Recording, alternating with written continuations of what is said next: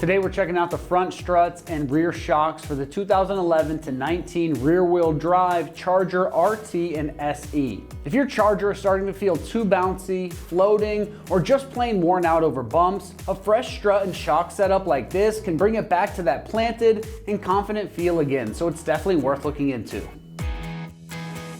This kit is all about restoring ride quality and comfort while also tightening up how the car behaves when the road gets rough. You're going to be getting fully loaded gas-charged front struts. And that fully loaded part is the big deal here because the upper mounts, the bearings, and the coil springs with the boots and bumper components are already assembled for you. That means you're not messing with the spring compressor or trying to reuse tired old mounts that are already clunking and squeaking. The gas charge design also helps the front end feel more controlled, so the car doesn't dive and bounce as much when you're braking, hitting dips, or driving on uneven pavement. In the rear, you're going to be getting a pair of rear shocks that help keep the rear end stable, cutting down on that shaky and unsettled feeling, and helping the tire stay planted for better overall driving stability. The whole kit is designed as a bolt-on install with no modifications, so it's a solid choice for someone who wants a straightforward suspension refresh that makes the car feel newer again without jumping into a full performance coilover setup. This whole kit is designed as a direct bolt-on install with no modifications, so it's a solid option for someone who wants a straightforward suspension refresh that makes the car feel newer again without jumping into a full performance coilover setup.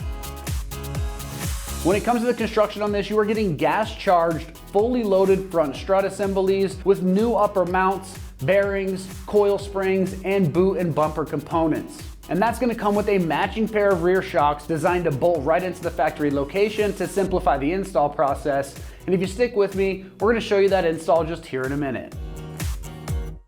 As far as the pricing goes on this, it's coming in right in the $400 price range. For a complete 4-piece kit that replaces everything on all 4 corners that typically wears out the most, that's a strong value compared to piecing together separate components or paying more just to reuse old mounts and springs that are already past their prime. When it comes to the install on this one, it's getting rated a 2 out of 3 wrenches on the difficulty meter, and you can get this job done in 2 hours of your time. Now let's head on out to the shop, and we're going to give you a detailed walkthrough of exactly how this install process goes. For this install, you need a pry bar, a hammer, a 3/8 impact, a 19, 18, and a 15 millimeter wrench, a 3/8 extension, an adapter if you need one, a 3/8 swivel, also a 13, 15, and 17 millimeter socket, along with a short 18 millimeter socket and a 19 millimeter socket. You will also need a 15, 16, and 17 millimeter swivel, along with a 21 millimeter deep socket. Not shown on camera, you will need a floor jack and a set of jack stands. Today we're going to be installing suspension on our Charger, but first we're going to watch a quick uninstall video of the front and rear suspension, and we'll meet you right here when you get back. First thing we're going to do is loosen this upper control arm nut first, not fully remove it, just loosen it so that we can break it loose. And we're going to be using our 18 millimeter socket and our impact gun.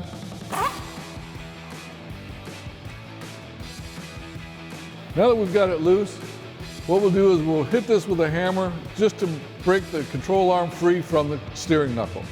Now just be careful not to hit this rubber boot because you don't want to damage it and cause any grease leaks.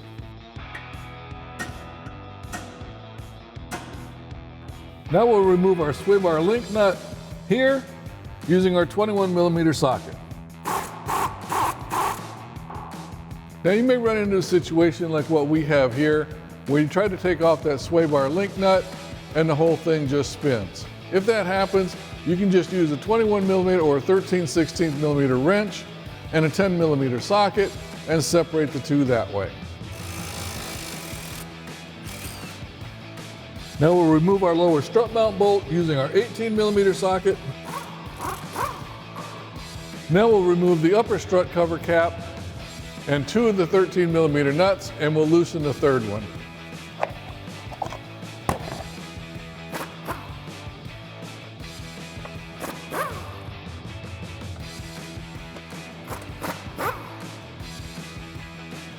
Now we can go ahead and remove our upper ball joint nut and then our last remaining strut bolt at the top.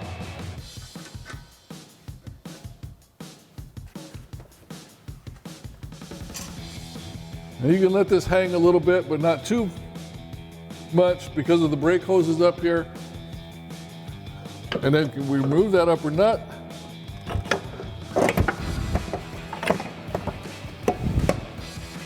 Now I like to put this back on just to keep it from flopping around and causing any damage while we're taking care of the rest of it.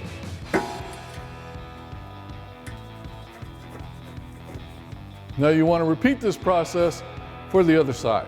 Now for the rear, the first thing we're going to do is remove the 2 upper shock bolts using our 16mm socket.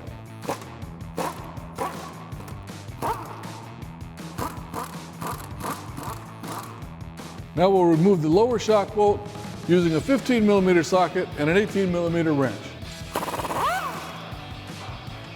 Now the next thing is there's a couple of exhaust hangers back here and right here that we need to take out so that we can gain access to our lower control arm bolt. We're going to use our 13mm socket to remove those hangers.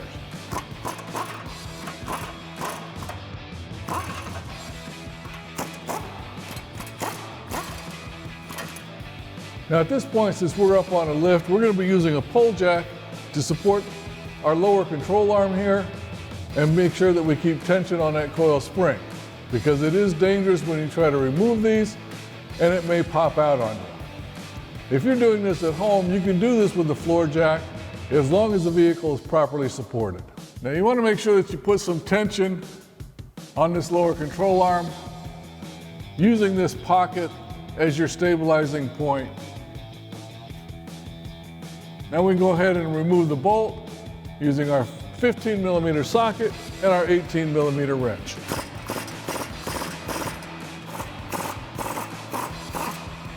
Now you can carefully lower the control arm to release the tension on the spring, and then we can remove the spring and the shock.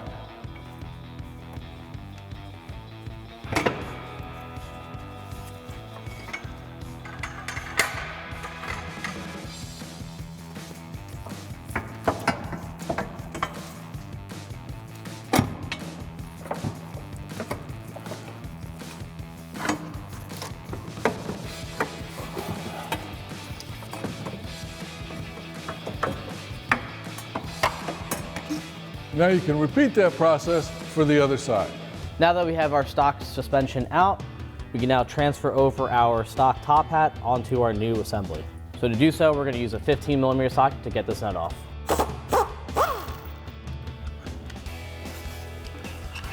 Now we can transfer over our top hat and our washer, and using our new bolt, we'll get that threaded on. Now our new hardware is going to be a 17mm, so we're going to tighten it down with our 17mm socket. With our spring still out and our lower control arm still loose, we can slide our shock absorber in.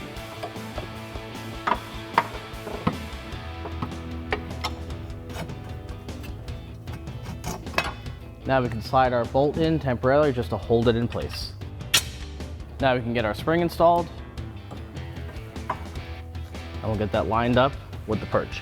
Now I have my pull jack mounted underneath my lower control arm just to get the spring compressed so we can get the lower bolt back into the knuckle.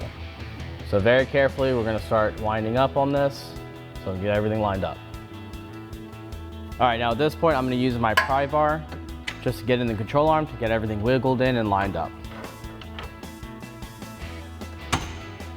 I'll get it in between the control arm and the knuckle so I can get our bolt started. Now that we have the bolt started, we're going to lower down our arm a little bit so we can work on getting it all the way through. Now with the help of my impact gun, an extension, and a swivel 15mm, we can get this bolt in. Now we can thread our nuts for both of our lower bolts.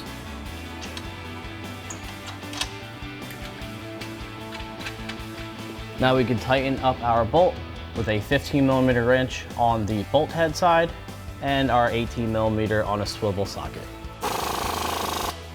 After you get that tightened down, you want to come back and make sure that's torqued down spec. Now we can tighten down our lower shock absorber bolt. Typically the size for this is an 18mm on the nut side and a 15mm on the bolt head side. but ours is a different hardware setup because ours has been apart so many times. So I'm going to tighten this down with our 19mm socket and a 19mm wrench. And we're going to come back and torque that down to spec. Now we can get both of our upper bolts in. I'm going to use an extension to get this started.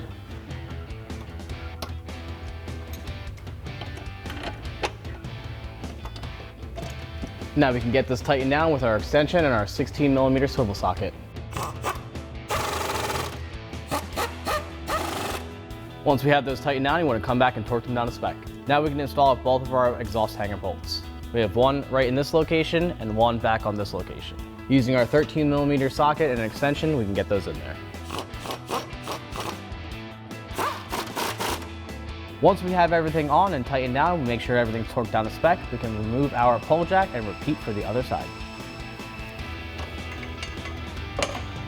Starting off closer to the ground here, we're going to remove our nuts from our top hat and set these off to the side.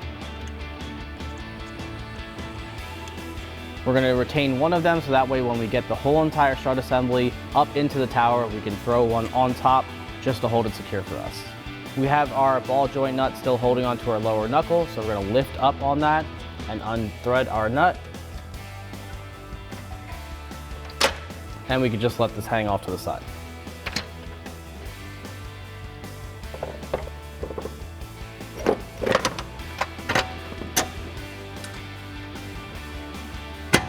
Now we can lift up on our strut assembly underneath and get it into the tower.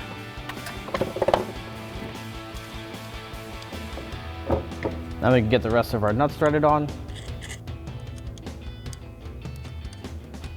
And using our 13mm socket, we can tighten this down. Once you get those three tightened down, you want to torque them down to spec. Now we can get our lower bolt in by lifting up on our knuckle just a little bit.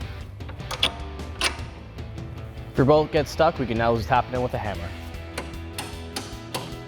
Now we can get our sway bar end link back in and install our nut. Using our 21mm socket, we can get this tightened down. Once that's tightened down, we want to torque that down to spec. Now for our lower bolt, the kit does provide a new nut, so we're going to install that on the back side. And now we can get this tightened down with our 21mm socket on the nut end and an 18mm wrench on this end. Now you can torque this down to the recommended specifications. Now we can tighten down our upper ball joint bolt using our 18mm socket. Once we get that tightened down, you can now torque it down to spec. Once you get everything installed and tightened down and torqued down to spec, you can now repeat for the other side. That wraps up our install for front struts and rear shocks for 11 and 19 rear-wheel drive Charger RT and SE.